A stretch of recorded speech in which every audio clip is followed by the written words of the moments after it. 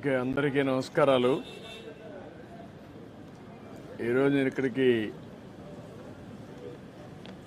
స్వచ్ఛ ఆంధ్రప్రదేశ్లో కార్యక్రమాలు చేపట్టడానికి ఇక్కడికి వచ్చాను. వచ్చినప్పుడు మీరే చూశారు, ఇక్కడే 4 రోడ్లు జంక్షన్లో కుప్పలుగా గుట్టలుగా చెత్త వేస్ట్ అంతా కూడా స్టాక్ చేసే పరిస్థితి వచ్చారు. ఇలాంటి గుట్టలుగా పేరుకుపోయినట్టే కానీ ఎక్కడ చూసినా రాష్ట్రం అంతా స్వాగతం పలికే పరిస్థితి వస్తూ ఉంది. 85 లక్షల మెట్రిక్ టన్నులు డ్రై వేస్ట్ ఉండే పరిస్థితి వచ్చింది. ఇది చాలా దారుణం. నేను ఎన్నోసార్లు చెప్పాను మీ అందరికీ, రాష్ట్ర ప్రజలందరికీ, ఎంత పరిపాలన భ్రష్టు పట్టించిందంటే, ఒక పక్క స్వచ్ఛ భారత్ పెట్టి స్వచ్ఛ ఆంధ్రప్రదేశ్ కింద ఎక్కడికక్కడ కార్యక్రమాలు చేసి ఈ సమయంలో ఈ 5 ఏళ్లలో కొన్ని కోట్ల మెట్రిక్ టన్నులు వేస్ట్ జనరేట్ చేసి ఎక్కడికక్కడ స్టాక్ చేసి పెట్టారంటే ఈ ప్రభుత్వాన్ని ఏమనాలి నాకు ఆనాటి ప్రభుత్వాన్ని ఏమనాలి అర్థం కావడం లేదు. వాళ్ళ యొక్క ప్రాధాన్యతలు దీన్ని బట్టి అర్థమవుతాయి. దాన్ని నేను చాలా తీవ్రంగా ఖండిస్తూ, భవిష్యత్తులో ఇవన్నీ ప్రక్షాళన చేయాలంటే మాకు 1 or 2 years 2-3 సంవత్సరాలు పట్టే పరిస్థితి వస్తూ ఉంది ప్రక్షాళనకు మాత్రం. అక్కడి నుంచి భవిష్యత్తు కార్యక్రమాలు అయితే ఇంకా సమయం తీసుకునే పరిస్థితి వస్తుంది. అంత భ్రష్టు పట్టించారు. ఏదేమైనా వ్యవస్థలన్నీ కూడా స్ట్రీమ్లైన్ చేస్తాం. ఇప్పుడే నేను మచిలీపట్నం పోర్టుకి వెళ్ళి వచ్చాను. పోర్టు చూశాను. సర్ప్రైజ్ ఇన్స్పెక్షన్కి వచ్చాను. దగ్గర 3,669 కోట్ల రూపాయల ఖర్చుతో పీపీపీ మోడల్లో ఈ ప్రాజెక్టు పూర్తి అవ్వాలి. అక్టోబర్ 2025కే పూర్తి చేయాల్సిన అవసరం ఉంది. కానీ పనులు మాత్రం 26% ఇప్పటికి పూర్తయినాయి. 24% 865 కోట్ల రూపాయల వర్త్ పనులు పూర్తయినాయి. రేపు ఎల్లుండో డెవలపర్ని పిలిపించి గట్టిగా చెప్తాను. చెప్పి ఎట్టి పరిస్థితుల్లో 25కు పూర్తయ్యేట్టుగా ఈ ప్రాజెక్ట్ని స్పీడప్ చేస్తాం. దీంట్లో కూడా నేను అక్కడ పోయినప్పుడు ఒక నోటు కూడా ఇచ్చారు, చూశాను. గవర్నమెంట్ ల్యాండ్ ఒక 32 ఎకరాలు ఇవ్వాలి. ఒక 6 ఎకరాల 36 సెంట్లు అక్వైర్ చేయాలి. మొత్తం కలిసి ఈ ప్రాజెక్టుకి 38 ఎకరాల 36 సెంట్లు ఇవ్వాలి. అది కూడా కలెక్టర్ చెప్పాను. ఆ వర్క్ కూడా ఇమ్మీడియట్ కంప్లీట్ చేస్తారు. ఇది అయిన తర్వాత ఇక్కడ మొత్తం స్టార్టింగ్ 4 బర్తలు వస్తాయి. అల్టిమేట్గా మాస్టర్ ప్లాన్లో 16 వరకు వెళ్ళే అవకాశం ఉంటుంది. ఫైనల్ ప్రాజెక్టులో 3,696 ఎకరాలు ల్యాండ్ కూడా కావాలి. ఇప్పుడిప్పుడే స్పీడప్ అవుతుంది. దీన్ని పూర్తిగా ఇంకా స్పీడప్ చేసి మళ్ళీ ఈ ప్రాజెక్టు పూర్తయితే మచిలీపట్నానికి ఒక అభివృద్ధికి దోహదం చేసే అవకాశం వస్తుంది. రెండోది కూడా ఇది రాజధాని పోర్ట్. ఇది అమరావతికి దగ్గరుండే పోర్టు. ఒక 45 నిమిషాలు, 1 గంటలో ఇక్కడికి వచ్చే అవకాశం ఉంటుంది. కాబట్టి ఈ పోర్ట్ని అన్ని విధాలు అభివృద్ధి చేసుకుంటే ఈ ప్రాంత ప్రజలకే కాకుండా రాజధానికి కూడా ఎంతో ఉపయోగపడే పరిస్థితి వస్తుంది. దానికి కూడా స్ట్రీమ్ లైన్ చేస్తాం. ఎక్స్టర్నల్ రోడ్స్ కానీ, అదే మరి ఇక్కడ కావాల్సినటువంటి పోలీస్ ట్రైనింగ్ సెంటర్లో స్ట్రీమ్ లైన్ చేయడం కానీ, వాటర్ సప్లై కానీ, ఇవన్నీ కూడా కొన్ని పెండింగ్ ఉన్నాయి. రెండోది ఇసుక కూడా కొరత ఉందని చెప్పారు.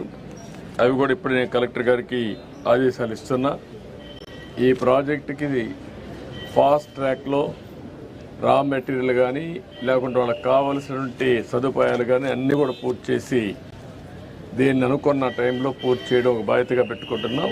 అది కూడా పూర్తి చేస్తాం. ఈ ప్రాజెక్టును పూర్తి చేయడమే కాకుండా ఈ ప్రాంతంలో పరిశ్రమలకు కూడా మనం నాంది పెరిగితే ఎక్స్పోర్ట్ చేయడానికి వస్తుంది. కంటైనర్ పోర్టు కింద దీన్ని అభివృద్ధి చేయగలిగితే నాగ్పూర్ నుంచి కానీ తెలంగాణ నుంచి అయితే డ్రై పోర్ట్ కింద దీన్ని ఇంటిగ్రేట్ చేసే అవకాశాలు ఉంటాయి. వేరియస్ ఆపర్చునిటీస్ ఉన్నాయి. మన రాష్ట్రంలో కాకుండా నైబరింగ్ రాష్ట్రంలో ఏవైతే ల్యాండ్ ఉండే రాష్ట్రాలు ఉన్నాయో అవన్నీ కూడా చేసుకుంటాం. అల్టిమేట్గా ఈ పోర్ట్ని ఒక మంచి పోర్ట్గా అభివృద్ధి చేయాలని చెప్పి అనుకుంటున్నాం. అది కూడా చేస్తాం. అదే మరి సిటీకి నేను ఇంతమంది చెప్పాను, ఆ పనులన్నిటి కమిట్మెంట్ ఉంది, తప్పకుండా చేస్తాం. ఇది బ్రీఫ్గా ఈ పోర్ట్ గురించి ఎక్కువ ఎంఫసైజ్ చేయాలనే ఉద్దేశంతోనే మళ్ళీ ఒకసారి మిమ్మల్ని రమ్మన్నాను. మీరు రాలేకపోయారు. దీనికి ఎన్నో ఉద్యమాలు చేశారు, సంవత్సరాల కొద్ది ఉద్యమాలు చేశారు. దగ్గర 2 ఏళ్ళు 3 ఏళ్ళు ఉద్యమాలు చేస్తే ఆ రోజు పోర్ట్ని నేను ప్రారంభించిన పోర్ట్ని మళ్ళా మార్చారు. అయినా ఇప్పుడు మళ్ళీ దీన్ని డిస్టర్బ్ చేయడం నాకు ఇష్టం లేదు. అది విధ్వంసం అవుతుంది. ఆ రోజు చేసిన విధ్వంసం మళ్ళీ ఇంకొకసారి పునరావృతం కావడానికి వీలు లేదు. ఎట్టి పరిస్థితి దీన్ని పూర్తి చేస్తాం. కంటిన్యూ ఈ ప్రాజెక్ట్ పూర్తవుతుంది. పీపీపీ ఇది P4 అది కూడా వర్కౌట్ చేస్తున్న ఆ ఊరిని ఇప్పుడు టేకప్ చేస్తాం. ఫస్ట్ ఫేజ్లో ఆ ఊరిని టేకప్ చేసి మళ్ళీ రాష్ట్రం అంతా కూడా చేస్తాం. జనవరికి దీనికి లాంచ్ చేస్తాం ప్రోగ్రామ్ని. ప్రూఫ్ ఆఫ్ కాన్సెప్ట్ కింద నిమ్మకూరు ఫస్ట్ ప్రాజెక్ట్ కింద స్టార్ట్ చేస్తాం. ఇప్పుడు 4 బర్తులు ఉంది, అవే కంటిన్యూ అవుతాయి. ఏదైతే ఎస్టిమేట్స్ కూడా ఉన్నాయి, ఇప్పుడు పెంచాల్సిన అవసరం లేదని నా అభిప్రాయం. ఎనివే నేను రివ్యూ చేస్తాను. పోర్టుకు అనుసంధానంగా పరిశ్రమలు రావాలి, ఏమేమి రాగలుగుతాయని చూస్తాం. ఇప్పుడే బీపీసీఎల్ కూడా ప్రపోజల్స్ పెట్టాం. వాళ్ళు కూడా రిపోర్ట్ ఇవ్వాలి. ఆ రిపోర్ట్ వస్తే ఒక క్లారిటీ వస్తుంది. ఒకవేళ వాళ్ళు వస్తే యాంకర్ ఇండస్ట్రీ కింద ఇమీడియట్గా పికప్ అవుతుంది. ఒకవేళ ప్రత్యామ్నాయంగా ఇంకా ఏం చేయాలో అవన్నీ కూడా వర్కౌట్ చేస్తాం. అంటే ఇంకా అవసరమైతే ల్యాండ్ అక్వైర్ చేసుకునే అవకాశం ఉంటే అవన్నీ చేసుకుంటాం. ఏమేమి కావాలో అన్ని విధాలా ప్లాన్ చేస్తాం. ఇండస్ట్రియలైజేషన్ చాలా అవసరం.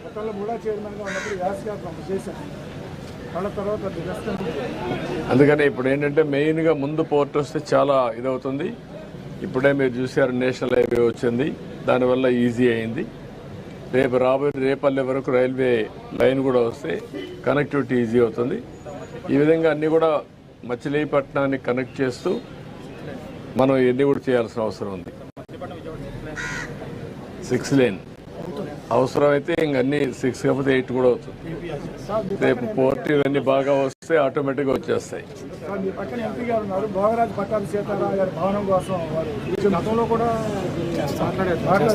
అది కూడా వర్కౌట్ చేద్దాం. ఓకే చేద్దాం. ఒకసారి తీసుకుని వీళ్ళు వైఎస్ఆర్సీపీ వాళ్ళు ఇక్కడ మన పోర్టు పోలీస్ ల్యాండ్ ఒకటి తీసుకుని ఇది కట్టేశారు సార్ వాళ్ళ ఆఫీసు. అది ఇంతవరకు ప్రతి చోట కట్టేశారు. అట్లా 2 acres తీసుకుని ఇలాంటి కింద ఉపయోగంగా ఉండేవి వాటి పరిస్థితి. అది అసలు ఏ విధమైన ఎస్టిమేట్ కాస్ట్ వేసుకుని వాళ్ళకి వెళ్ళి కట్టేసేసారు private contractor. Land 2 acres proposal government దగ్గర నుంచి ఏమన్నా అసలు దాని గురించి ఏమన్నా అసలు మీ దగ్గర నుంచి పర్మిషన్ తీసుకున్నారా లేదా మున్సిపాలిటీ పర్మిషన్ ఇచ్చారు? ఎవరు పర్మిషన్ ఇచ్చారు? Who gives the permission to construct? మీరు ఇప్పుడు మాట్లాడాలి కదా సార్. అడిగాం సార్, అడిగాం సార్. అప్పుడంతా మీరంతా గమ్మునున్నారు sir. Because I national media, because I don't care about అన్నీ. సరే, మిమ్మల్ని కూడా మాట్లాడనే లేదు, మీరు కూడా ఇంట్లో నుంచి బయట రాలేదు. అందరి మీద మీరు అప్పటి నుంచి వచ్చి ఉంటే అంత పోరాడి ఉంటే మీరు ఆపలేకపోయాం కదా. మీరు కూడా దాన్ని ఏం చేయాలో డెఫినెట్గా యాక్షన్ తీసుకుంటా. ఏమ్మా కాదు, దీనికోసం కాదు. ఆ రోజు అందరం పోరాడాం, మీరు పోరాడారు, మేము కూడా పోరాడాం. అదే అన్నీ పోరాడాం. తప్పకుండా అది కూడా నేను ఓపెన్ మైండ్తో ఉన్నాను. నేను తెప్పిస్తాను, ఇన్ఫర్మేషన్ తెప్పిస్తాను. ఆ బిల్డింగ్స్ ఎట్లా కట్టారు అవన్నీ కూడా తెప్పించి ఏం చేయవచ్చు. డెఫినెట్గా నేను మీరు చెప్పేది నాకు అర్థమైంది. ఇది ప్రజల ఆస్తుల్ని ఇష్టానుసారంగా దోచే పరిస్థితికి వచ్చారు, కరెక్ట్ కాదు. ఏం చేయాలని చేస్తాను. దీనికి నేను చెప్పాను, చాలా one of the best college ఇది కాపాడుకోవాలి. ఇది తక్షణమే నేషనలైజ్ చేస్తాం. రాష్ట్ర ప్రభుత్వం తీసుకొని దీన్ని ఏ విధంగా ముందు తీసుకుపోవాలో తీసుకెళ్తాం. నేషనల్ కూడా కాదు, ప్రైవేట్ కాలేజీ కూడా కాదు, ఇది గవర్నమెంట్ సొత్తే. ఇది ఎండోమెంట్లో ఉంది. మళ్ళా స్టేట్ తీసుకుంటాం, మొత్తం డెవలప్ చేస్తాం. ఏవైతే బినామీ ఉన్నారో అందరినీ కూడా తీసేస్తాం, ప్రక్షాళన చేస్తాం. మళ్ళీ పూర్వ వైభవం తేవడానికి గుర్తుండే విధంగా దీన్ని డెవలప్ చేస్తాం. అనురాగానికి అమ్మ ఆదర్శం, ఆరోగ్యానికి Sri Sai homeo stores and clinic. అనుభవం, అర్హత, అంకిత భావం కల డాక్టర్లచే చికిత్స. అన్ని రకాల ఆరోగ్య సమస్యలకు నమ్మకమైన ఎంపిక Sri Sai homeo stores and clinic. Diabetes, కీళ్ల నొప్పులు, సయాటికా, వెన్నుముక సమస్యలు, థైరాయిడ్, నిద్రలేమి, మానసిక సమస్యలు, ఋతు సమస్యలు, అన్ని రకాల దీర్ఘకాలిక వ్యాధులకు ప్రత్యేక హోమియో వైద్యం. అందరికీ అందుబాటులో అంతర్జాతీయ హోమియో వైద్యం Shri Sai homeo stores and clinic. మీ ఆరోగ్య సమస్య ఏదైనా ఇప్పుడు పరిష్కారం సాధ్యం.